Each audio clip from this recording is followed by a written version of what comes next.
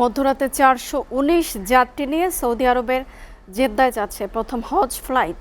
শুক্রবার রাত ১১টা ৩৫ হজ যাত্রা উদ্বোধন করবেন প্রধানমন্ত্রী তারেক রহমান। হজরত শাহজালাল আন্তর্জাতিক বিমানবন্দর থেকে সৌদি আরবের জেদ্দার কিং আবদুল আজিজ আন্তর্জাতিক বিমানবন্দরের উদ্দেশ্যে ছেড়ে যাবে ফ্লাইটটি।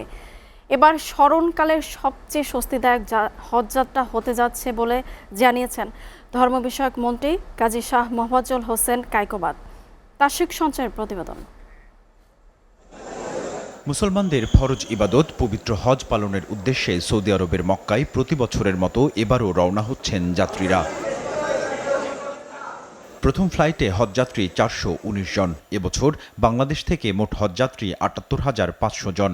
এর মধ্যে সরকারি মাধ্যমে ৪,৫৬৫ জন এবং হজ এজেন্সির মাধ্যমে ৭৩,৯৩৫ জন হজ পালনের জন্য যাবেন।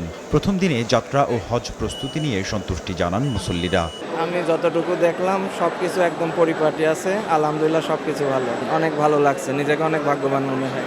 ঘরে বসে সুযোগ সুবিধা সরকারিভাবে পাইতেছি, এখানে এসেও সুযোগ সুবিধা ভালো পাইছি। মোট হজযাত্রীর ৫০ ভাগ পরিবহন করবে বিমান বাংলাদেশ এয়ারলাইন্স। বাকি ৫০ ভাগের মধ্যে সৌদি আরবের সাউদিয়া এয়ারলাইন্স ৩৫ ভাগ ও বিমান সংস্থা ফ্লাইনাস ১৫ ভাগ যাত্রী পরিবহন করবে। স্মুথলি শুরু থেকে শেষ পর্যন্ত আমাদের যে কথা বলেছে এবং সেই কাজ হয়েছে এবং আমাদের যেভাবে বলছিল সেভাবে টিকিট ভিসা সব কিছু পাইছি আলহামদুলিল্লাহ। পূরণ হচ্ছে, খুবই আনন্দ লাগছে, খুবই ভালো লাগছে। এবারের হজযাত্রা ভোগান্তি ছাড়াই সম্পন্ন হবে বলে মনে করেন ধর্ম বিষয়ক মন্ত্রী। ইনশাআল্লাহ পারা যাবে, দোয়া করি।